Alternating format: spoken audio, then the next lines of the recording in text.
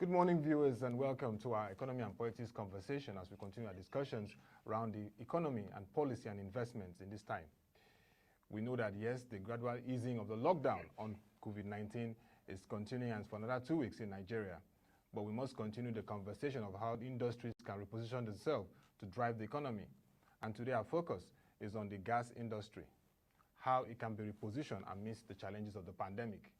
With me to lead this conversation is Mr. Dayo Adeshina, an energy expert. Good morning and nice to have you, sir. Morning. Yeah. Thank you very much. Just a quick one to know how your experience has been through the initial lockdown and now the gradual easing, and for your business and industry, how you're beginning to adapt to the situation. Well, I think it's been challenging for the world at large, but also it's also created an opportunity for everyone to start taking some of the modern day gadgets seriously, like this one we're using now, Zoom, WebEx, Microsoft Teams. So all those tools have become very, very useful. And going forward, the importance of having data cannot be overemphasized. Okay, very important. Technology, we'll still have a conversation around technology. But looking at the gas industry, it's one industry that is tied to the issues of investments and activities globally.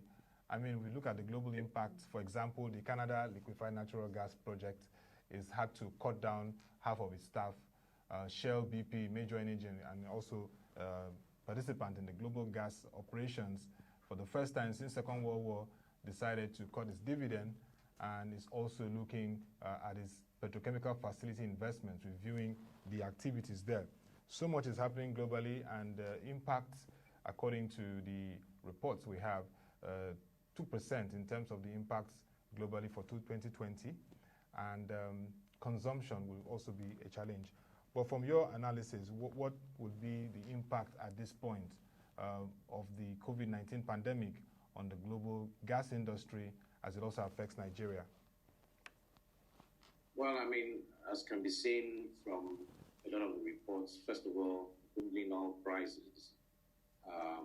Obviously, there's a correlation between gas and oil.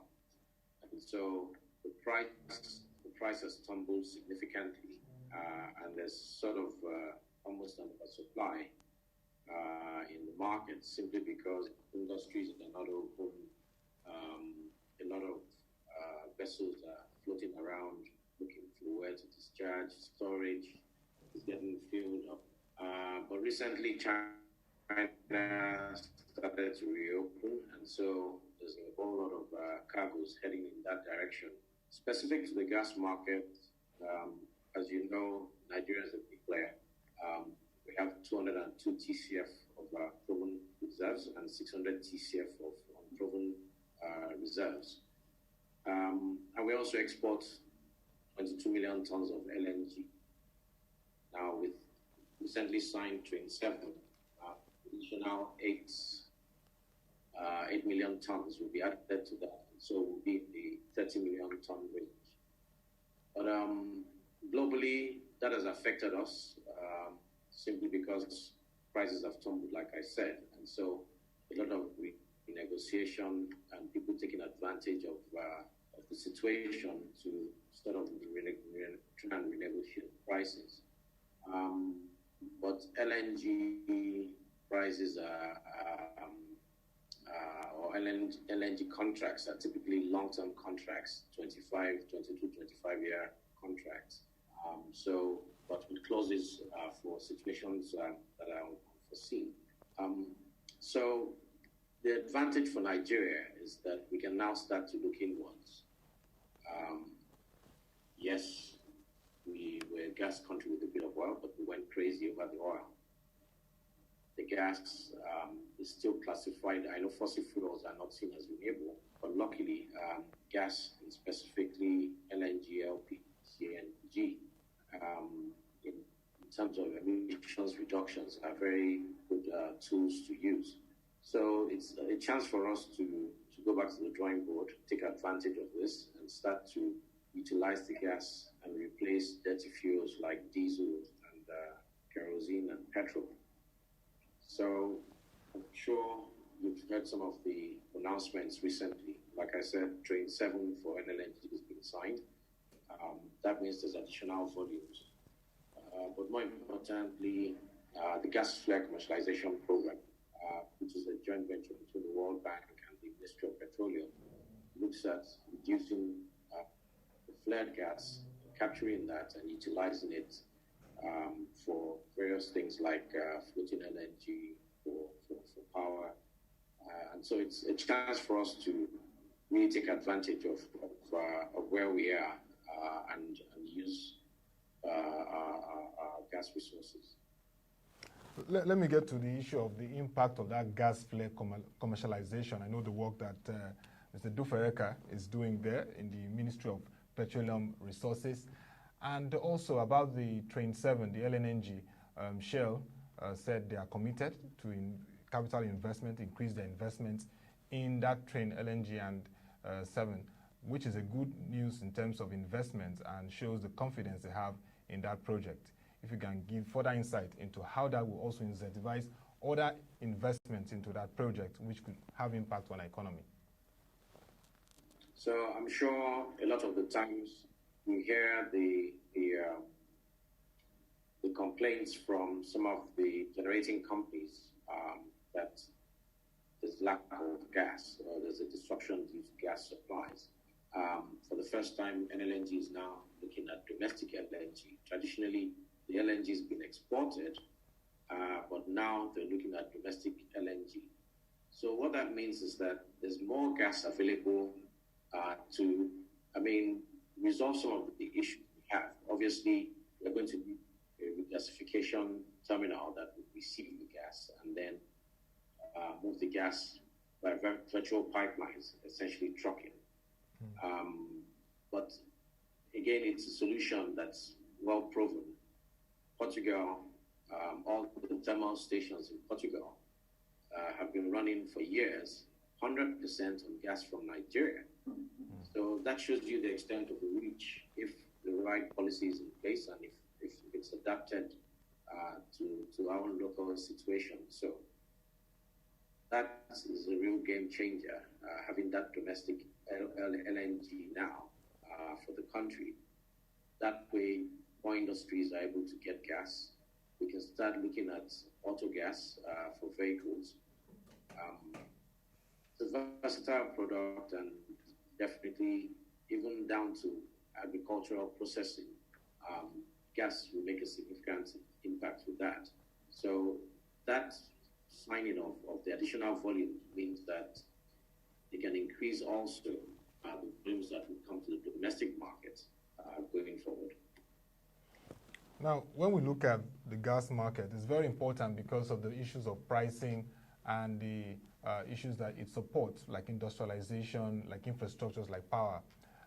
When you look at the gas master plan we have, has it really covered extensively those concerns, or do we need to rejig it at this point, considering the various developments we've seen across the global economy?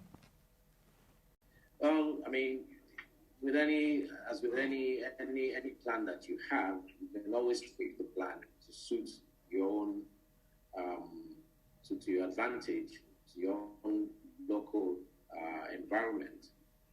The advantage, like I said before, is that we actually have large volumes, which we haven't taken advantage of in the past. So yes, it's a policy decision of this government to use gas as a tool for industrialization or enhance industrialization. So a lot more players in different sectors can now start to take advantage of that.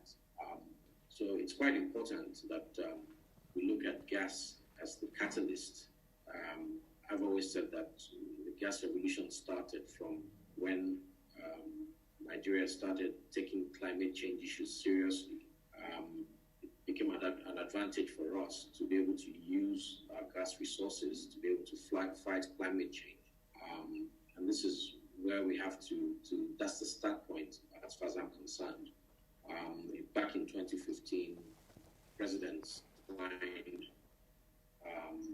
20% additional reduction in greenhouse emissions. Before that, our country was liable for 45%, and gas would play a significant role in us using it as a tool to effectively reduce those emissions. So gas for us is a big tool for the environment, for changing people's lives, for growing the economy, and even sustainability going forward. Now, let's look at the reconstitution of the Nigeria Bulk Electricity Trading Company, MBET, which has a very key role in driving the power sector, but also serves as that vehicle for gas producers to get value for the gas-to-power activities and pricing. It's chaired now by the Minister of Finance, Budget and National Planning, Mrs. Zainab Ahmed. Apart from those concerns of effectively addressing the issues of gas pricing for power, which stakeholders in your industry have continued to raise and want seriously addressed, even calling for a market-based tariff structure in the country, what other aspects would you like this reconstituted board of MBET to address for the gas market? Inflation and indeed the multiply effects of what happens from the gas market to the electricity market.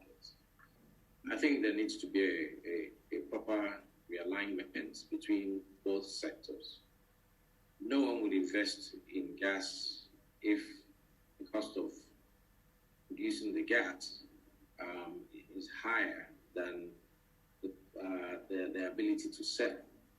So there has to be a willing buyer, willing seller approach to gas infrastructure. And that's beginning to happen.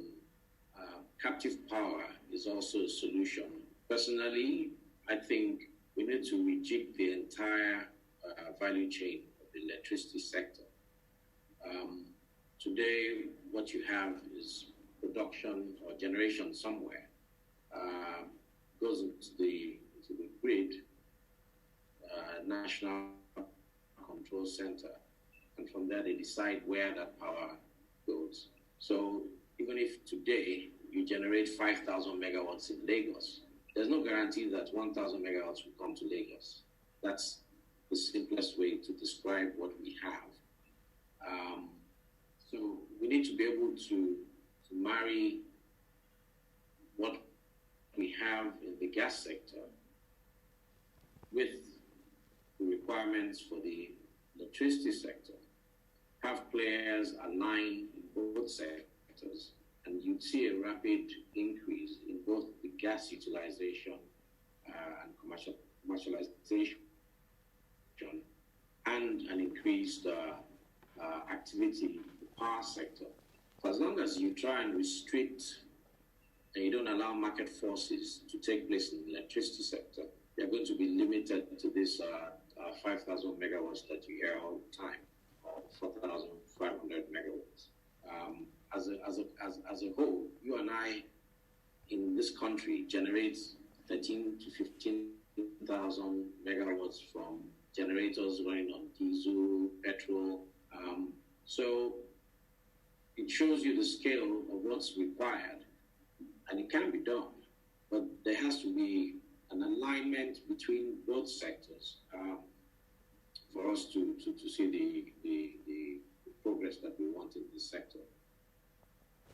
Okay, I mean, let's look at policy and legislations.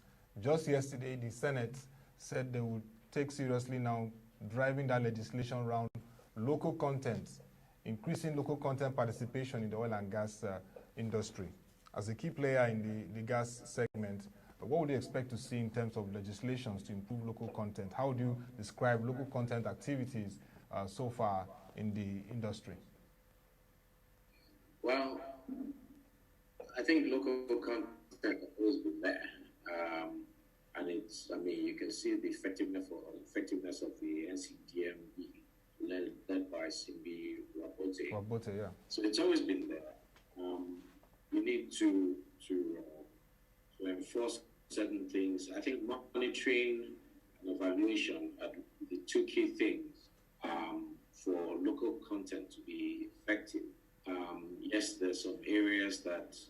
would still see expatriates manning positions.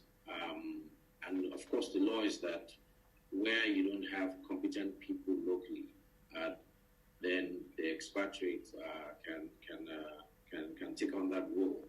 But you also have to recognize the fact that the gas business is a more sophisticated and intense area of you need more expertise, you need more money to prosecute those campaigns, and so you would still see a lot more input from expatriates. But yes, we also have a lot of competent Nigerians who are doing great things in other countries.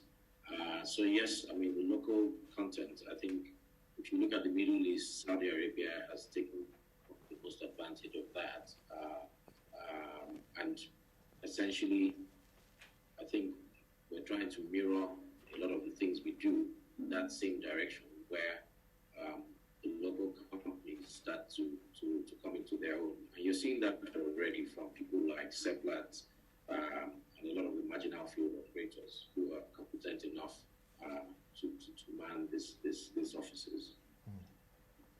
So when we look at the policy line in terms of the concerns at this period, where because of the oversupply and the demand issues, like what the Group Managing Director of the Nigerian National Petroleum Corporation said, Mr. Mele Kolokiari, over 12 LNG cargoes on the sea, but without purchasers and all those challenges.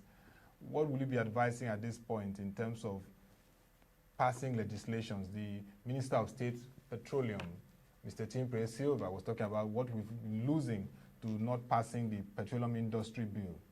How important and critical is it now to pass such bills, and which other important legislations need to be pushed and passed to really turn around this industry to attract more investments? We need billions of dollars of investment. There are opportunities, but they're not being tapped as expected. I think there's a lot more, it takes a lot more than agencies that superintend on this sector, and the role that they play is quite critical. Now, you're trying to attract players and investors, both local and international, to develop these resources that we have.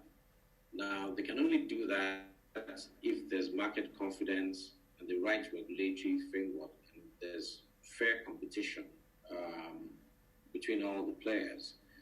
If they don't see that, then it's a wrong signal, and you won't see as much investment as you really should see the resources that we have and the reserves that we have.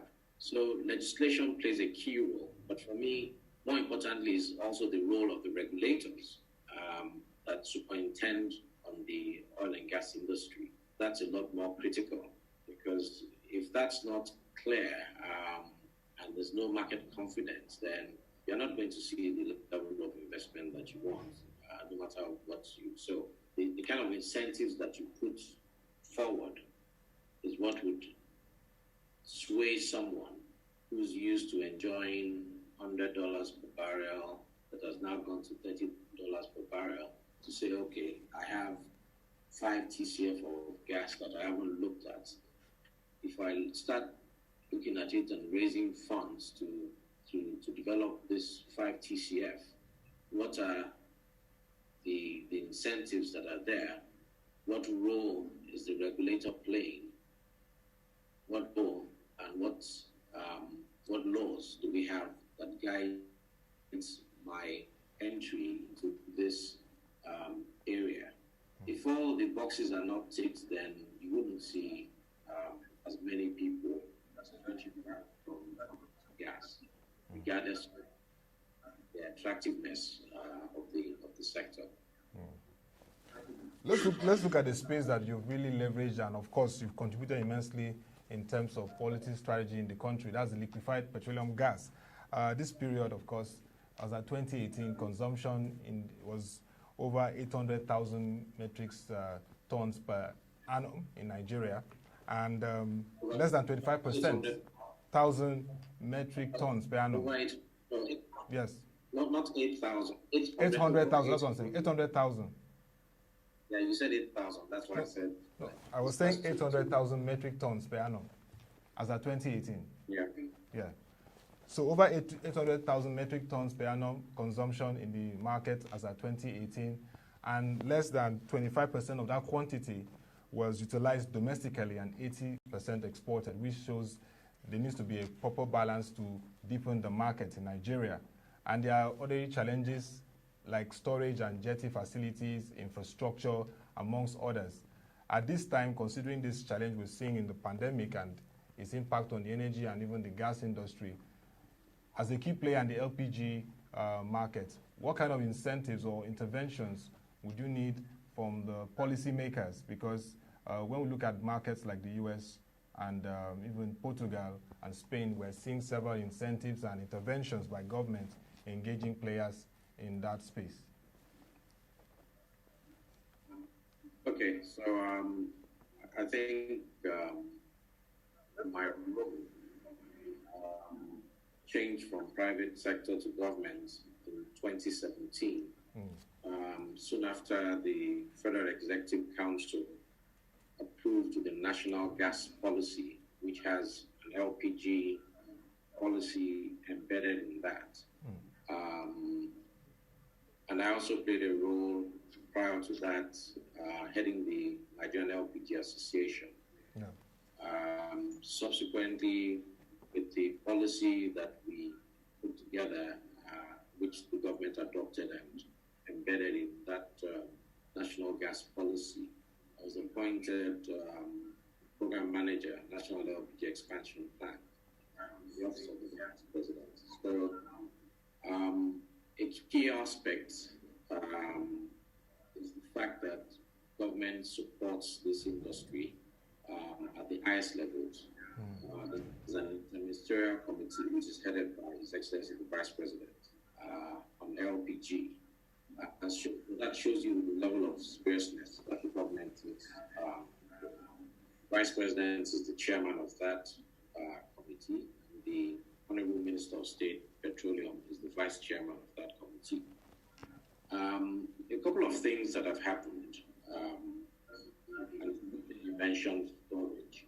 In 2007, we were at roughly 70,000 tons, and the main sources of supply were the refineries. But of course, you and I know what has happened to the refineries. Yeah. Unfortunately, they were not producing.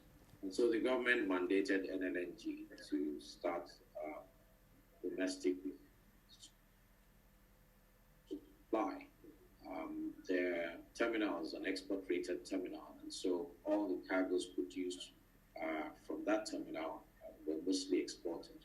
And so the government mandated LNG to allocate 150,000 tons to the domestic market. Subsequently, on its own, LNG increased that figure to 250,000. And then, again, as the market progressed, they moved it up to 350,000.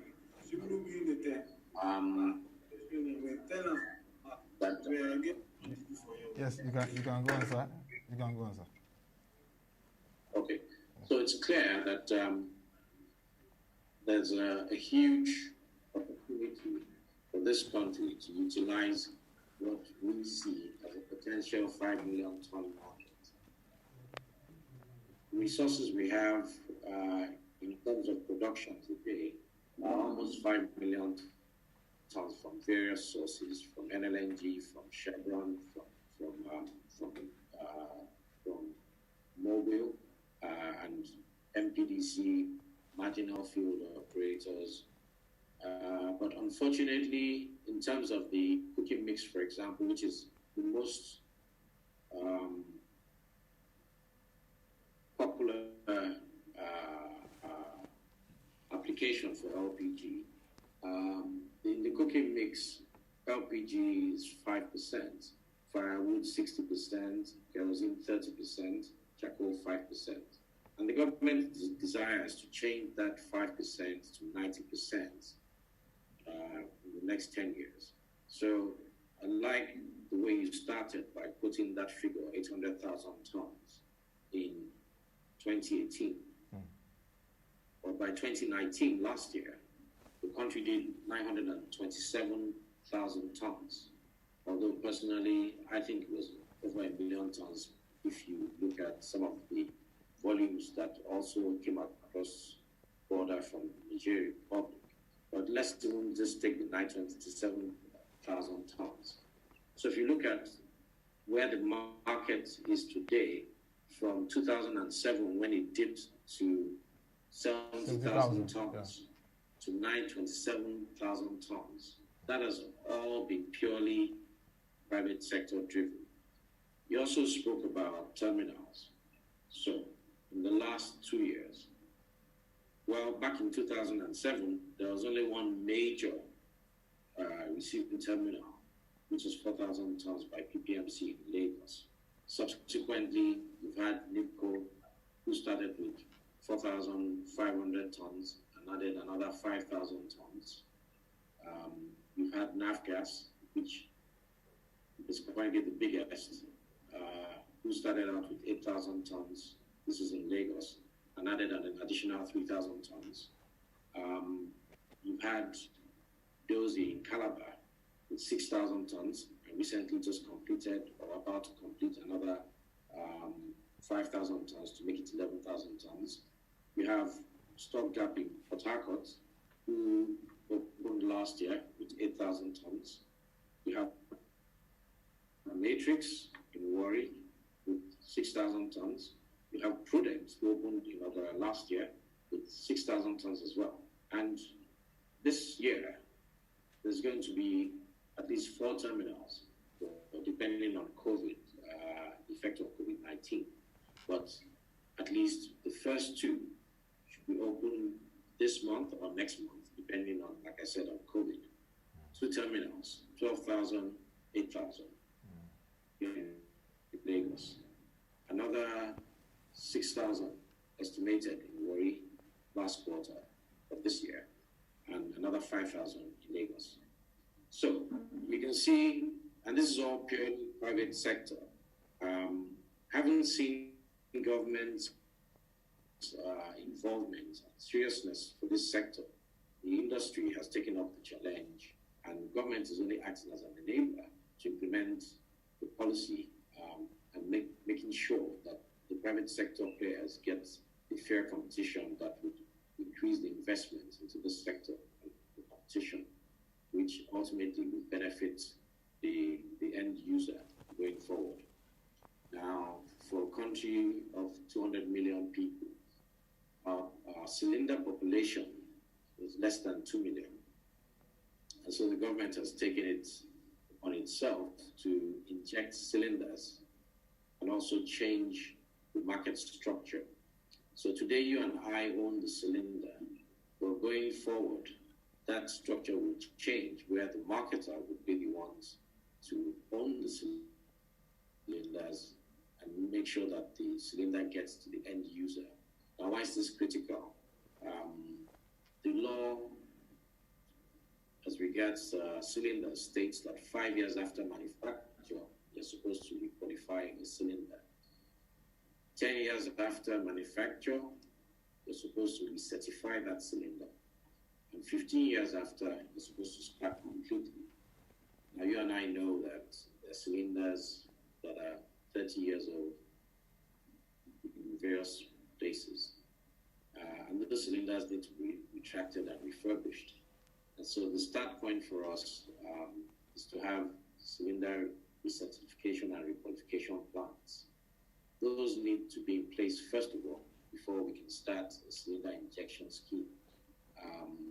And the government has also looked at some of the regulatory aspects guiding the players in the industry. But more importantly, the significant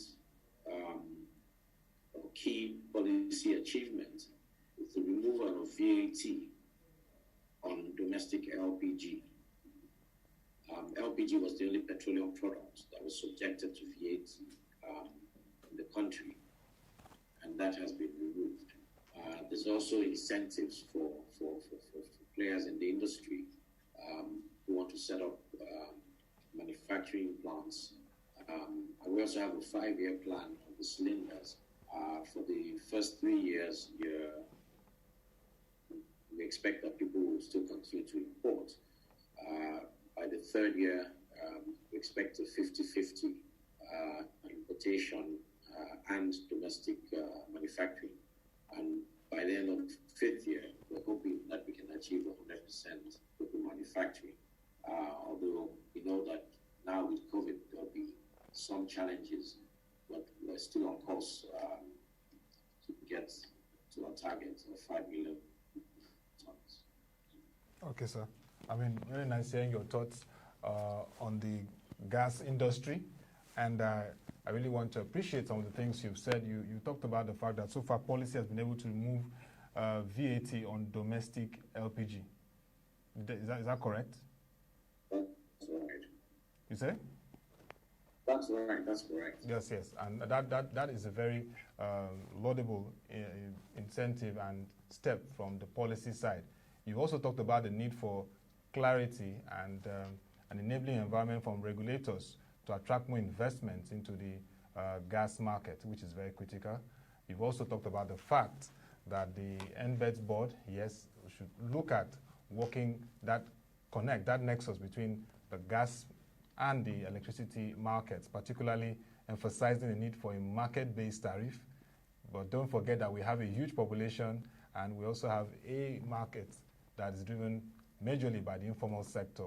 So we also have to find a strategy to reach out to that market also. And I must appreciate also the work you're doing with the LPG Association and the activities in terms of deepening our gas markets to drive industrialization in Nigeria. So thank you very much, Mr. Dayo Adeshina, energy expert, and for your time and your laudable contributions today. Thank you very much. Thank you very much. Yes. And keep safe. Yes, and you too. And that'll be all for our conversation today. We're looking at the repositioning of the gas industry in Nigeria. Join us by 10 a.m. for the market review, where we'll continue our conversation around the financial market and the economy. Join our website, www.proshenji.com, to watch our videos, news reports, and analysis, and latest reports and data we have on the economy and the market at the moment. Till we come your way again, thank you for watching.